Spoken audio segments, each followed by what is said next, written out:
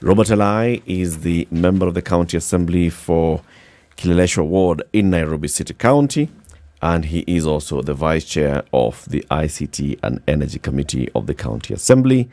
And Engineer Isaac Ndereva is the Executive Director of the Electricity Consumer Society of Kenya and an electricity billing expert.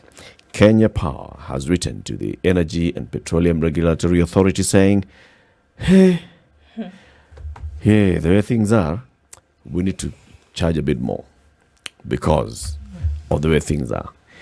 IPRA, as mandated by law, has now said, I've got to ask the consumers. So IPRA is organizing various consumer sessions across the country so people can actually discuss and give feedback on the proposed increase in tariffs by Kenya Power. And that is what we want to discuss today. I want to welcome the guests by giving them the day's proverb. It's from Malawi. Gold is a debt you can repay, but kindness not till your dying day.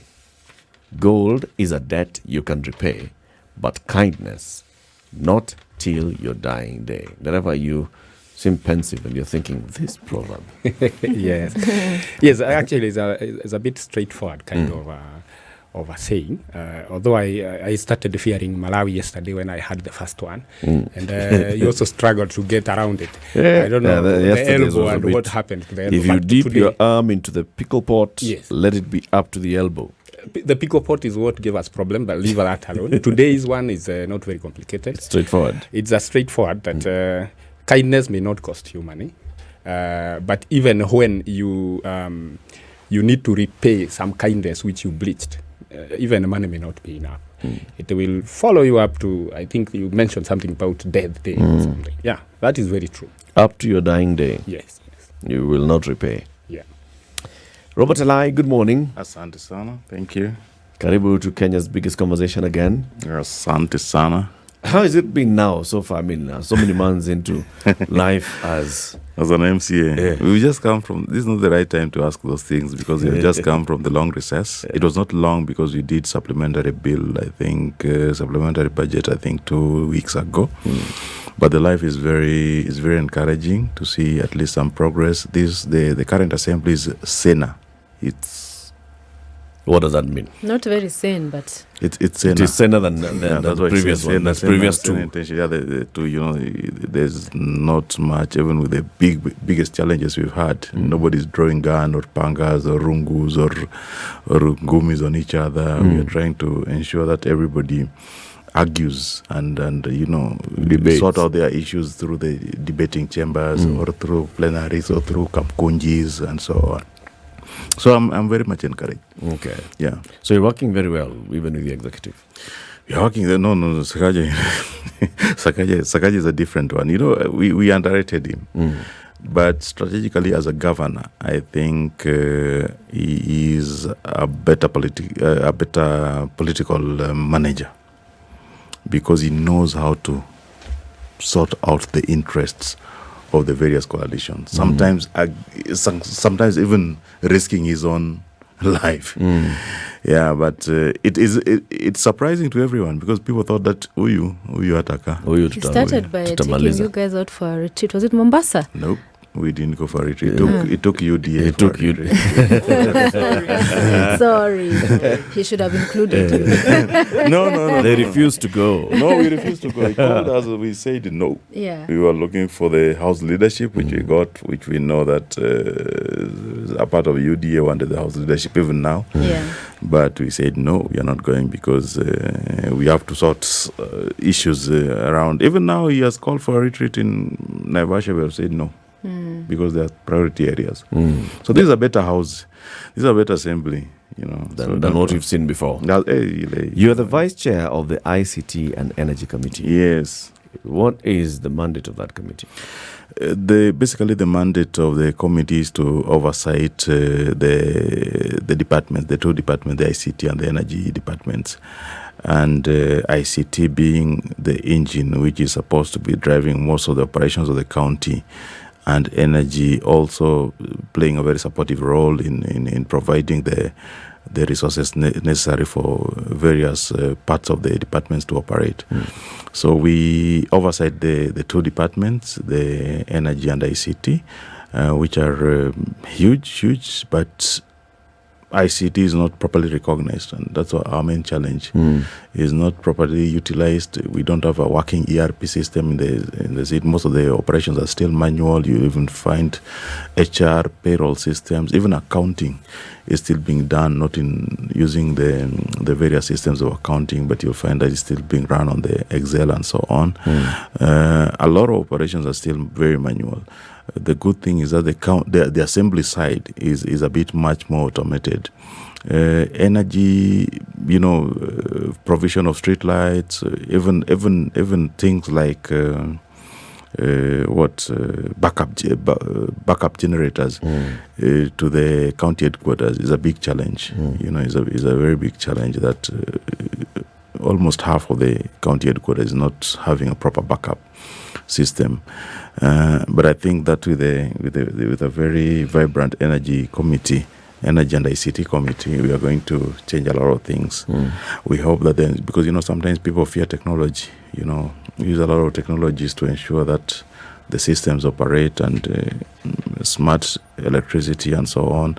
We brought a chief officer. We interviewed and brought and recommended a chief officer who we thought was the most qualified person, being even the Forbes list of 20 most powerful energy, professionals in the world.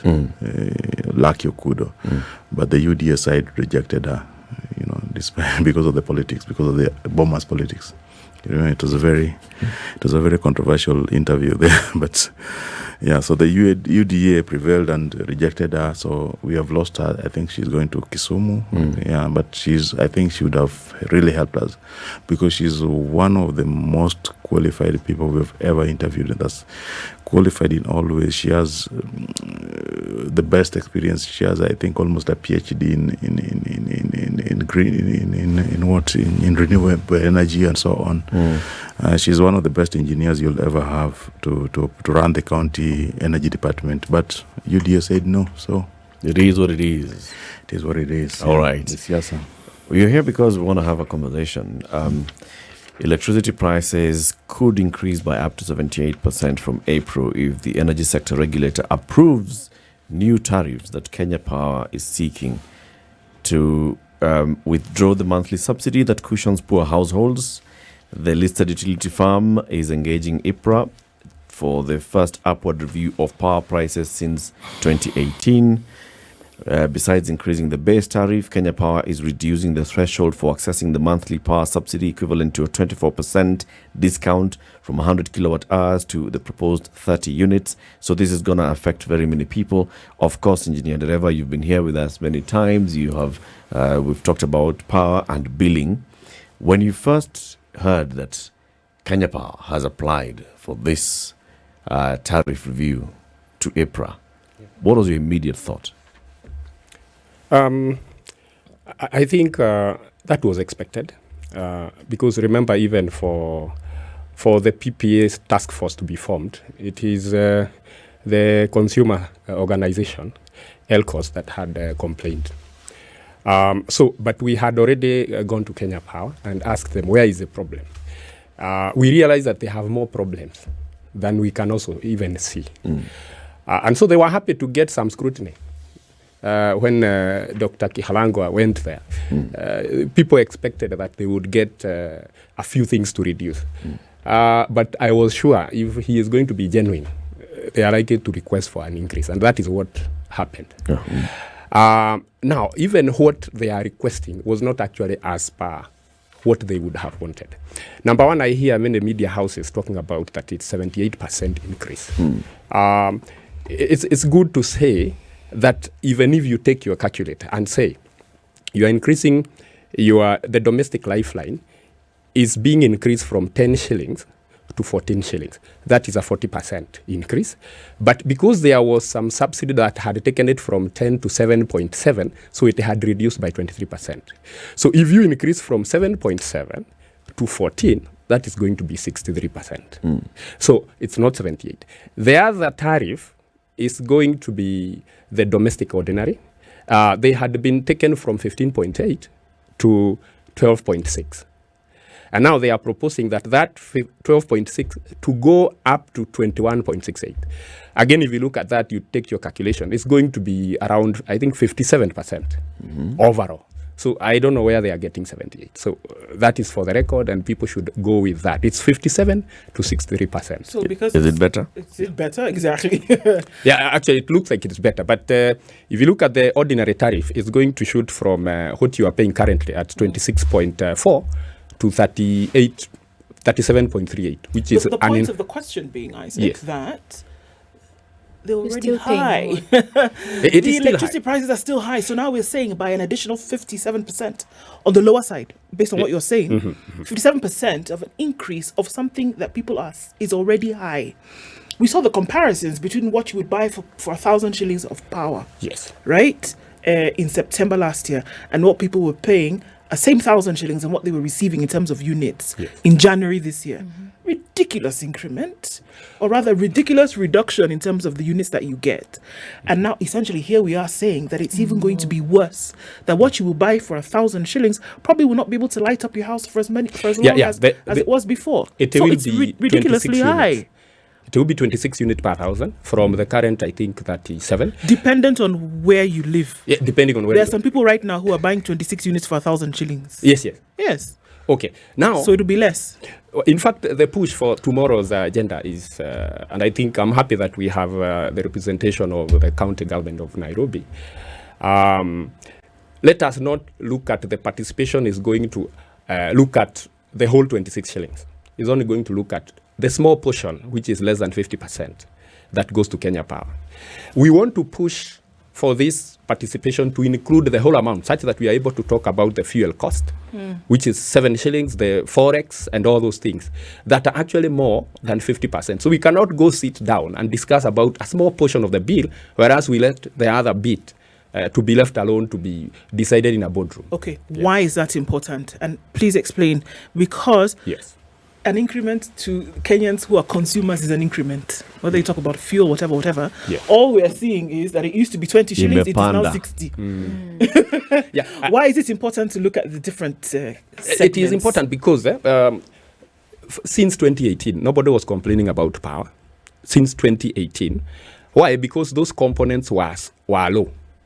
Now, what do you mean nobody was complaining about that? I mean, you remember there is a time the Director General of EPRA, Pavel Oimeke, came and said power has been reduced, the cost of power has been reduced, and we have removed the standing charges, and several things were removed. And people said, okay, I think we are okay. During that time, those components were brought to about 2.6 shillings. Now, those components right now are 9.97 shillings. Now, we are saying Kenya Power had not requested for any increase. I mean, no increase was effected, yet we found the cost had escalated to a certain point. So now, that had made it escalate is not what we are going to discuss tomorrow. We are going to discuss the price that was set in 2018, which we had no problem with that time. So now, even if Kenya Power would be reduced to get a reduction of about even 20% right now, and then they don't check the other component, you will still realize that we will approach 30 shillings per kilowatt hour. So I think whatever we are doing, if we are not going to discuss those other issues and those other components, and they be fixed such that they will not be varying every month, I think there is no discussion we'll be having. And then you don't expect any citizen to go to KICC and say, we are okay, we have had Kenya Power and we have given an order that they can increase. Nobody is going to say that. So they will come and tell us, and then they go and effect what they want to do. So basically, I think we have several demands as consumers, and we should be, I think we'll be having a press conference tomorrow, immediately after our discussion with them. And so right there, we'll be able to address issues and say whether we'll be going to court or what we are going to be doing. But it is not going to be acceptable.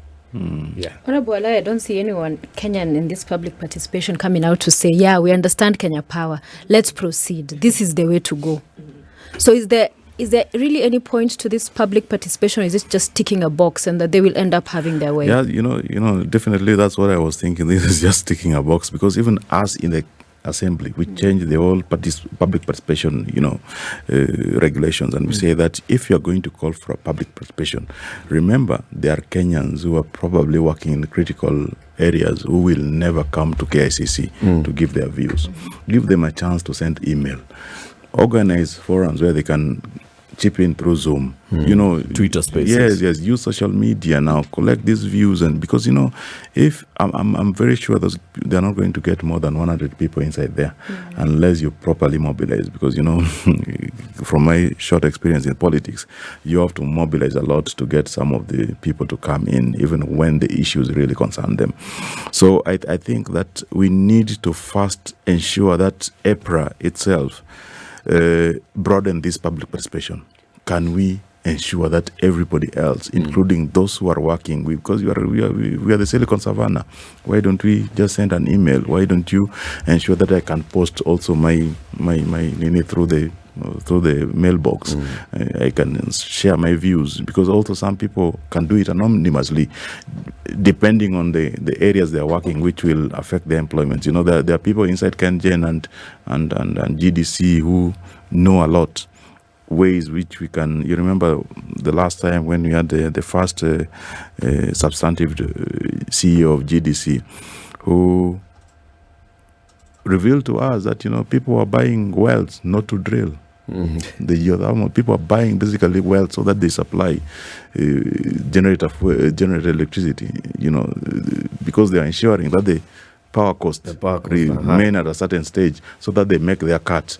And why we should also ask ourselves why previous CEOs, engineers at Kenya Power and KenGen have these IPPs. Why do we even give retirement packages of IPPs to PS, previous PS at the Ministry of Energy? There are a lot of dynamics, and I think the only person who can properly face the bull by the horns and sort out the electricity mess is first we have to agree that the cost of electricity as it is now, sometimes it is not because of what they cost the generator in cars. Sure. It is because of the vested interest in the energy sector. So if you're looking at that, the vested interest in the energy sector, and then you're going to play it against this public participation that's being called for, let's step into the ideal world for a moment and say, all right, the public participation barazas that have been called for tomorrow at the KICC, right? And it would be that Kenyans of a concerned nature would then come and say, look, we feel that it's too high because it's too high. Others, we feel that it is too high because, how are you applying this over? What would be the ideal situation? You take the views of the people, mix it up with your formula and say, actually, you know what? It's possible for us to, work another 1 year as it is, or absolutely not. We've heard what it is that you have said. However, based on our formula, this cannot happen. From the point of view from Kenyans, it doesn't matter what you do. It is too high. It is too high. That's the end of the story. Is there a space whereby it is actual that public participation involves taking in all the sides that are presented, putting it in this basket and saying, okay, guys, for the good of country, this is the result that we have come out. If we're living in an ideal world for a moment, interests notwithstanding, possible, or is again, as Sophia said, an absolute waste of time? Can we do something else tomorrow morning? Now, that's a good question, because you are also worried of what are we going to do there. And let me start by saying that based on how this government was formed, and if you looked at the previous government's parliament, there was a lot of compromise. Even when something is not for the public good, some people are just saying, I'm only remaining with like 2 years to be re-elected and I may not come back. Now, that is why the civil society organizations are among the people who are going to shape this country. Their opinion is going to be very important because they are not going to be dependent on some political influence. Now, if you look at even what we are going to discuss tomorrow, the people who are coming to discuss, first of all, they are not aware of the components. So even what they are going to say, you don't expect they are going to be understanding, because they might ask, then why are we paying the IPPs this amount? And then they will say, it's because we supply fuel. IPPs are paid twice. They are first paid by Kenya Power, the amount of money as per their generating units. And then if they don't generate, they are also paid capacity charge for them being on standby. But there is another amount of money they are normally paid to compensate for the fuel they have used. Now, one challenge that we came to realize is that we don't pay based on the fuel consumed.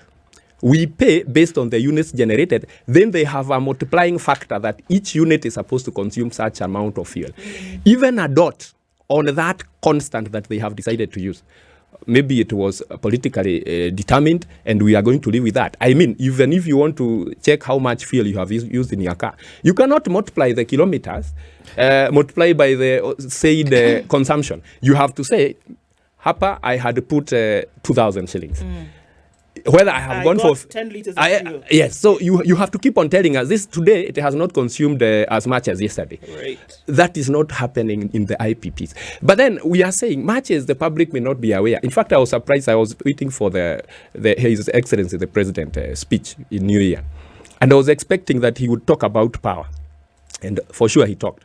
Now, what confused me is that even if he comes for public participation tomorrow, He doesn't know. there is something he will not know. Number one, I want to quote him. He said that they are going to look into how power will be cheaper for the category of consumers who are using less than 30 kilowatt hours per month. And then I was asking, Mr. President, there is no such a category in this country. Do you have a CS who is telling you that the category starts from 100? So even when he comes, he will realize that now there is a time we are proposing that the category should start from 30 coming downward. Wouldn't it be fun, though, as citizen number one, if he attended public participation on this issue as a citizen? So you're asking whether if? Yes. Whether he should come. Well, he should. He should, of course. But the first thing he should start with is by asking, how is this component, so that even when I'm talking about it. And I think that's the problem. Yes. This whole conversation and the public participation around the country is an engineer's conversation. Yeah. It's not a consumer's conversation. No. Should there be a way first where IPRA and Kenya Power actually break down the when you're coming to ask you tunapandisha stima by XXX in this tariff, how many people understand? So tariff translating into my bill. It's nobody. So if I object to the increase by 30%, what am I okay with? 15%, 5%? What does that? What does that mean? And that's why we came in as a society. First, I'm an engineer, and that is why I decided that I go to Kenya Power and I tell them, this one I understand. And I also told EPRA, this one I am understanding. But why is this amount? And then they started saying, okay, maybe we are going to look into that. There are very many issues that we have put forward to them. Even when you listen to what RobertAlai, what they are doing, the Energy Committee, he quoted about generator and the street lights, and I'm sure there may be several other things they do. But do you know, part of what they should do is the registration on the rural electrification program money. That do they know what they are supposed to do around it? When we are going to even tell the MPs in Mombasa, okay, we didn't make it because for 3 days they were looking at CDF, so we came back. They were not looking at They're looking for. So You're waiting for. they were waiting for. So they got it, we didn't get anything, so we came back. Now, what we are saying You're in is, Mombasa? yeah. We went because we had even booked. In fact, we even have several appointments, even with the Speaker of the National Assembly, for me and our team to tell him that your people are supposed to do this and this and this, but they are not aware. They have no idea what that means. If you look at the Energy Committee in the National Assembly, you'll be surprised that even for them, they are worried of how are we getting these units when we pay 1,000. They don't know. Yet they are the ones we are expecting to make laws for this to be cheaper. And that is why we have come forward. We are also working the counties. I've just talked to Robert and told him, please organize your energy committee. Let us come and talk to them. We can even be co-opted to be part of the energy committee, such that they had an expert that they lost because of the politics. Now, we don't need to be interviewed. We are coming for free. Can I ask? Yes. Mheshimiwa, do you understand the competence as the vice chair Yes. of the energy committee at the county? The components or the Do you mandate? under all of this? This tariffs thing, that they want to increase tariffs from this to the other. What I think is that the energy sector in this country is complicating the discussion for gains of individuals. You know, even if you check on your bill, the simplest thing you need to understand is your bill. My bill should be 10 bob per kilowatt hour.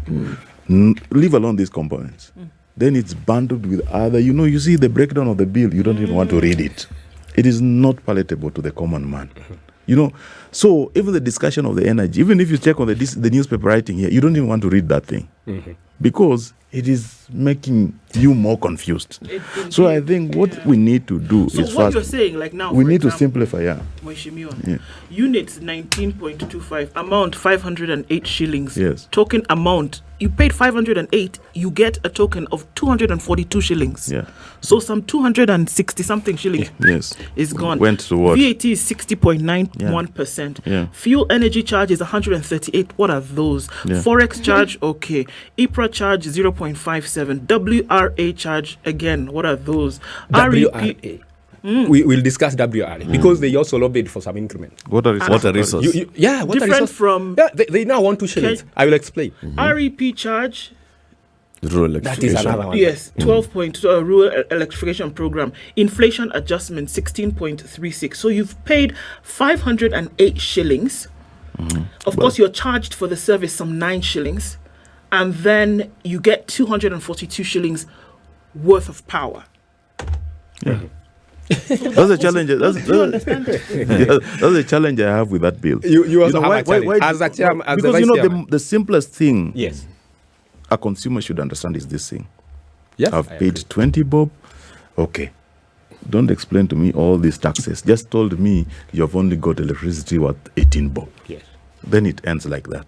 But now you're given all these things. It means that this discussion is they're not encouraging transparency. They're trying to confuse you. And that No, transparency, on in the fact, contrary, Robert. Yes.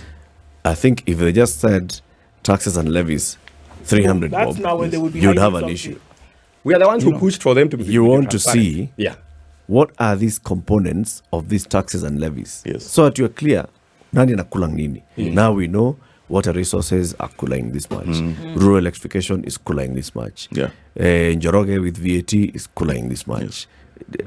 Forex. You know. Forex. Imagine. outside. Let's take Yeah. let's take what Ndu was just right. If how much is the power you've consumed? 508 shillings is worth Spent 508. 500, Or the 200 actual power, the actual- 242.56. Imagine if they brought you that. They told you you paid 500. 500. Then you only got power worth 40 something percent. In fact, the better I'll would have the be questions. the Then you power. ask where is the I'll Where have is the the 60 questions. something what was the percent? rest of the money You going see, you see why this thing is convenient to them, because you know that one will scare you. Everybody will protest that there is no tax which is going to be 60 something percent. In fact, I wanted us to discuss something to do with Warma. You know how Warma charges us? Warma is the money. Say who Warma is. Warma is Water Resource Management, Water Resource Management Authority. It's called water resource authority. Yes. Now, what happens is that water gets in. I don't know which is the first dam in the Seven Forks, but imagine it's Kamburu. Yeah. And then you go to Kindaruma, then you go to Masinga. wherever, Kiambere, like that. Now, they charge us per unit generated by the plants. This water may come through Kiambere and Same then exit water. through Kindaruma, isn't it? Yeah. Then why are you charged twice? As in, Kanjo is selling you water. When you use water to clean clothes, you pay. When you need to use the same water to go and flush the toilet, you pay again. I mean, and yet they are claiming that they need an increment as Warma. And I mean, that is one area again you need. Then But how is that so? I mean, if they are charging you per unit generated, yes, see that unit was generated by one dam. yes. Can the same unit be generated by 3 dams? But they are not in charge of dams. They are in the charge. I mean, it is a dam, but the water is continuous. I mean, I have exhausted this water here, and it has led. So to how the- would you rather they charge? I would Bills? recharge based on the amount of water that has gone into one dam, the first dam. If you have an increased capacity on the second dam, then charge the difference. And then up to the last one. But you cannot keep on charging. I mean, what has come in, has gone out, you recharge again. Then you see, I mean, you can't see. So, and Warma are saying we need an increment. Now, come to rural electrification program. It's a government program, isn't it? And it's actually supposed to be funded in 5 different ways. 5, according to the legal notice. They only try to pretend that it is only getting money from consumers. Yet we don't know how they get other monies and they don't account for it. But then even when we talk about it is a government, even let me even talk of EPRA and Warma. Those are government agencies I will talk of. They are supposed to be paid by the government. Now, if the government is taking the VAT, 16%, it should be able to pay them instead of telling us, we've gotten our VAT, but this guy has not been sorted. I mean, how do you give someone a job and then you pay him like the mechanic, how they do? You pay them, then they tell me, there was this guy who was coming for the wiring, there's this other guy who you rivet, who mwingine ni one. That is what that is what they are doing. That is what the government is doing. Once we pay it 16%, it should be able to sort out amongst your agents. What was the logic though for rural electrification? Is it not that this money is then used for rural electrification? It's not for maintaining the office. It's okay. It's like when you pay the road maintenance levy when you're buying fuel. It is not for running the office. No, Eric. It is for maintaining roads. It's not just, if you remember when Ken and Robert were coming in, they were promising that we are going to put electricity lighting, I think this street lighting, we are going to extend, you need this transformer. You see, that money, it is a government promising. Now, if the government has promised, why do you then want to charge me to connect them? Yet you are the one. I mean, it's the government's job to ensure that there is development in your country. And so the tax you get from us should be sufficient for you to do that. You cannot keep on coming and saying, we got our tax, thank you very much. But you see, you are also, we promise that you are going to extend the power from here to here, and we have agreed, but you have to give us this money to do it. I mean, what was your job?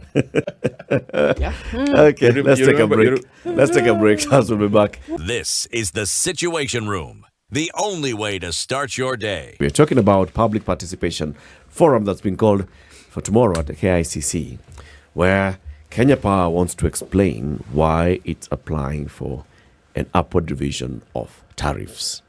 Now, who is likely to attend this meeting tomorrow? And how many of the people who are likely to attend that meeting tomorrow are actually going to be engaging on the substance of the matter? This is our application. We want to raise a tariff from this to this for this category of client. We want to reduce or to remove incentives from here to here. How many people are going to understand that discussion in your estimation, Ndereva? You don't expect many. In fact, they have gone around Nakuru, Eldoret, and Kisumu. And probably even those people who have already attended should be able to tell us what did they talk about. And then there could also be people who will understand what needs to be talked about. But then even when they have their input, they will not be considered, because nobody said that if you have refused when you are 100 of you, that we don't want power to go up. They are not mandated to take your contribution. Yeah, it's not a vote. So they will say, we have heard you, but it is not possible to do what you are saying. So it may be rejected, it may be adopted, they may become more intelligent in listening to you. And in fact, most of what they were calling it public hearing. So when you hear, you have a choice of go making noise as you go home, provided you have heard. So I don't know what they are. But of course, as consumer society, this organization has decided that it is going to be given some space to present a few minutes, even if it's going to be 15 minutes. It has to be given that portion so that we can present the technical details of what we have come to establish on behalf of the consumers. If they will not be willing to hear that means then they just want those people who do not understand to attend. So if they do not allow us, then that means that we are going to go to have a press conference out there, and then we will be going to court. So we must be listened to, and if the consumers will listen to us explaining to them what it means, then that is the only time they can make a right decision. Otherwise, we cannot just depend on them telling us, and then we say it's okay, because they will hide for us. Like now, there is some money that is supposed to be paid to Lake Turkana wind turbine. It's supposed to be put, I think it's around 42 million euros. Do you know how you pay that money and how much it is now? You know, they cannot tell you because they have not told you that.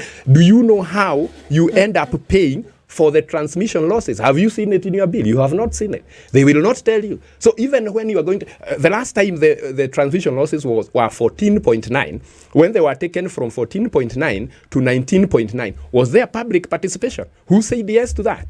And what were the reasons? So we must be allowed as consumers and the representation of the consumers to tell consumers during that forum what that means and what is going to be affected, what it is possible, what is politics. So we must be allowed. If that doesn't happen, of course, we are going to go to court. Then you'll go to court and block them.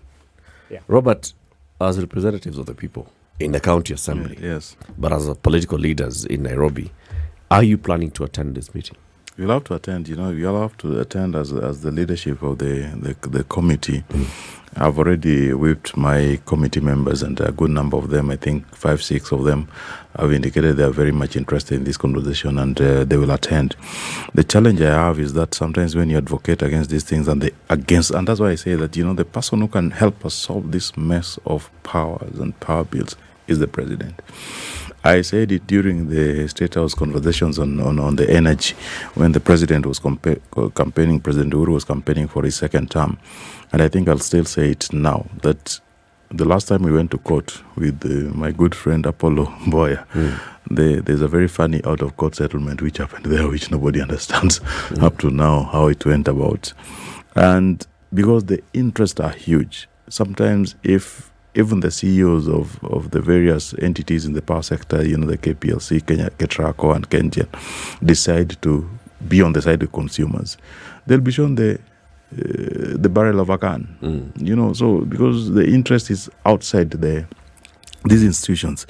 If, as a people, we can rise up, and it will need a lot of chanting and a lot of voicing out our issues, we can stop this.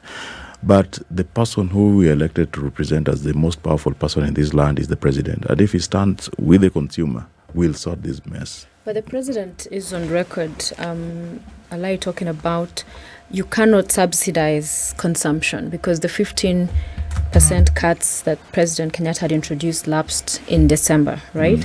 So on all of whether it's unga, he's been removing everything and saying if there's going to be subsidies, it's on the production aspect, things like fertilizer and all that. So how do you see then him coming out to say stand with Mwananchi when he's talking about let's raise more money, tax more? That's the conversation right now dominating the political landscape. And so then the approach we are seeing with Ruto now, of course, is beginning his first term. And I wonder for you whether Uhuru Kenyatta was playing politics in all of these subsidies and cushioning Kenyans, and that you have now more realistic president, or is it a president that is also looking at the books and how they're not balancing, and that something has to give? The new president always has that benefit of doubt, which people still give you 1 year. And, people still at least trust that you can be better. Some goodwill. Yeah, there's some goodwill. And I believe that you can. You don't reduce the cost of power by only subsidizing. You can also sort out these other vested interests, the IPPs, the cost which cannot be understood, the Wamba, like he's saying, the double charges on many aspects. Let's have that conversation. Let's say that the IPPs, how much power are you supplying and what are you charging? What is the cost of the power from the geothermal? What is the cost of the hydro? And what is the cost of the generated power? So we have that conversation. And out of that cost, what is your actual cost? Because you remember the days when people used to say that, people drained dams so as to supply power using the generators.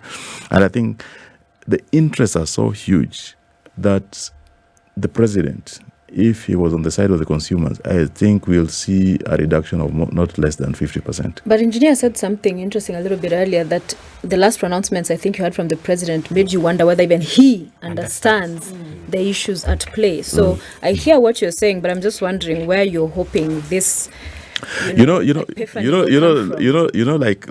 like me, he's not a power professional. I got interested and understood a bit of the power issues when the GDC issue came up, and they were pushing you remember when even the CEO could not even go back to his house. He was living in some motel in Upper Hill, fearing for his life, and eventually was pushed out of office. And I came to understand how, the IPPs and the interest, and that's when I got a chance to meet the President Uhuru. I say that, let's not ask the minister, let's not ask the PS, let's not ask Kengen, you are the person who can. Because these powerful cartels are going to ensure that we pay very high cost for power. And is not going to help, is not going even to the government, it's going to individuals. So the only way for the president to solve this, sometimes the president is assumed to be the best doctor, the best military general, the best engineer, and he has to learn all these things because he has his people who are professionals. So he has to get people who can tell him the truth and tell him that, we are paying this, and that's why, behind the person who is telling him the truth, there's a person who is going to back up that truth with another truth. And I believe that the president has the machinery to get the correct picture, condensed to him and presented to the public. Then he makes a decision. I believe that in a short while, if he is interested in facing those costs, I don't know where the interest can come in. Maybe they contributed campaign funds or so on, but without proper interest from himself, I think he can sort out the part. But even Sophia, there is something you have said about he cannot subsidize consumption. In Kenya, electricity is not consumption; it's production, and it is possible for you to remove VAT on the electricity bills and still get VAT in other ways because of production. So you are actually, if he subsidizes, I'm not saying he subsidizes, but he might decide not to tax. Because again, subsidy, we say it's not necessary to pick money, then you give me back. The best way is to say, I have reduced your tax from this to this. That is the best. So just wanted to correct you that subsidizing electricity is not subsidizing consumption. It's actually subsidizing production. And you are likely to get VAT and the rest of the other things from what that electricity is going to do. Yeah. Okay. I was just going to add to that from where you sit, perhaps those who call for that, all of these problems we have around power and the high cost is the Kenya Power perceived and seen to be a monopoly, that we need to have that very hard conversations of where Kenyans have more options. Si mvua kidogo ikukuja, blackout, wait for it, in 3, 2, boom, gone. Where do you stand on that? Actually, the blackouts do not come as a result of that a was lot on of a rain. Okay. So, on the monopoly aspect. On the monopoly bit, I think we got a new Energy Act in 2019 March, and it's also it's a pity that a lot is supposed to be done by the county government. Because actually, why the act was being redone from the 2006 is because there was the introduction of the county government and devolution. So a lot of these issues were again devolved. But even when you go and ask the energy committees in the counties, what is your job? Probably they will still say we want to provide backup generators and we want to add street lighting, but they don't know about the legislation of the same. Now, during that new act, it introduced that anybody else can distribute power, not just Kenya Power. But the catch is here: when you want to take your power from Orkaria Geothermal, you want to take it to Umoja. Where are you going to get the wayleave? As you get the wayleave, and remember, even what Kenya Power has as the wayleave is not their property, it's public property. So we also need to come in with another team and say, what you are claiming to be your wayleave can also be used by another distributor as their wayleave, because it's public property. So that leeway is there, but they are only existing as a result of circumstances that nobody wants. I mean, the infrastructure is too expensive to put up, but it has been opened up. We're going to get there. I'm not sure. I don't know who is likely to be saying. It is easy to supply power as during the off-grid, where you put solar and supply to a community. Yeah. But where you require to be competing with Kenya Power, it's going to be very complicated. And at the same time, you may just come in, whatever you are taking is 30%, then the government takes the other 70%. You cannot come in such kind of a business. So many people are also fearing. So it will remain like that for a long time. Okay, so let's come back to reality. Do you see a possibility of Kenya Power not getting an approval to their request for an increase in tariffs? Yes. There are 3 ways. They may get the full approval, but then that is the most likely scenario, that they are going to get an approval of some amount, not the whole application of about 40%. Okay. It is 37 for one tariff and 40 for the other. They may just get a half. I am saying 40 because you remember the 23 was the subsidy. Okay. But people are now starting calculating from the subsidy amount. But I wanted us to talk about how was it in 2018, because that is how it was in 2021. Okay. So now they are applying for 37 or 40% increment. They may get about around 20. But for the consumers not to feel the effect, the 3 components of the forex, fuel cost, and inflation will be brought down from 9.96 to something like 4 shillings. So you'll not realize that actually there was an increment, but it has been approved. But as you move on, those 3 components that were 9.96 will eventually be even 15, yet Kenya Power has not gotten any other increment. So those are the scenarios. The other scenario is that we may block it as consumer organization. And we say there are several other factors that you need to have considered, but even this public participation has not met the threshold. Just the same way the BBI was told that, yes, we agree you have done public participation, but it has not met the threshold. Okay. So those are the likely scenarios. Okay. Yeah. Gentlemen, thank you very much for joining us today. Engineer Isaac Ndereva is the Executive Director of the Electricity Consumer Society of Kenya and also an electricity billing expert. And RobertAlai is a member of the County Assembly representing people of Kileleshwa in the County Assembly of Nairobi and is also the Vice Chairman of the ICT and Energy Committee.